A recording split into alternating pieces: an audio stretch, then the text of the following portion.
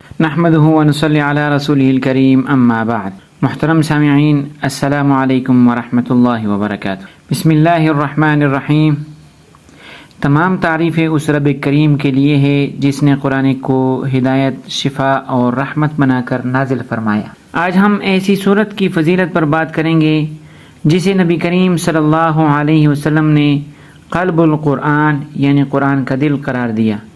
جی ہاں، ہم بات کر رہے ہیں سورہ یاسین کی۔ سورہ یاسین نہ صرف اپنے الفاظ میں تاثیر رکھتی ہے بلکہ اس کی تلاوت روح کو سکون، دل کو اطمینان اور زندگی کو مقصد عطا کرتی ہے۔ احادیث مبارکہ میں اس سورت کی بے شمار فضیلتیں بیان ہوئی ہے۔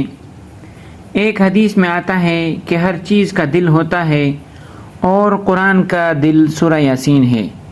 جو شخص اللہ کی رضا کے لیے پڑھے اس کی مغفرت کر دی جاتی ہے۔ بحوالہ سنن دارمی۔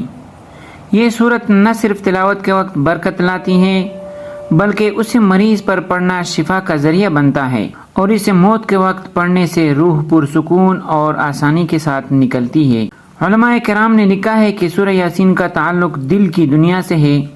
جب انسان اس سورت کو دل سے پڑھے تو ایمان تازہ ہو جاتا ہے اور یقین بڑھ جاتا ہے۔ تو آئیے ہم سورہ یاسین کی عظمت اور اس کی فضیلت کو بہتر طور پر سمجھنے کی کوشش کرتے ہیں تاکہ ہماری تلاوت بھی شعور اور خلوص سے بھرپور ہو اور ہم اس سورت کے روحانی فوائد سے فیضیاب ہو سکیں۔ محترم سامعین، سورہ یاسین صبح شام پڑھا کریں۔ حالت نزا کی حالت میں یا مرنے کے بعد میت پر پڑھ لیں، اس لیے کہ حدیث شریف میں آیا ہے سورہ یاسین قرآن کریم کا دل ہے۔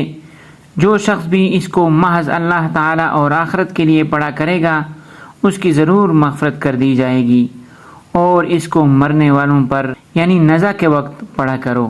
بحوالہ شعب الایمان للبیہقی۔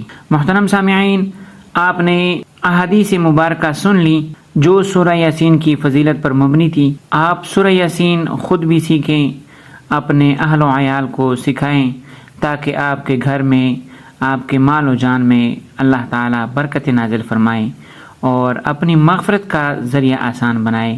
اللہ تعالیٰ خیر و عافیت کا معاملہ فرمائے۔ اللہ تعالیٰ سمجھنے کی توفیق عطا فرمائے۔ وآخر دعوانا ان الحمد للہ رب العالمین۔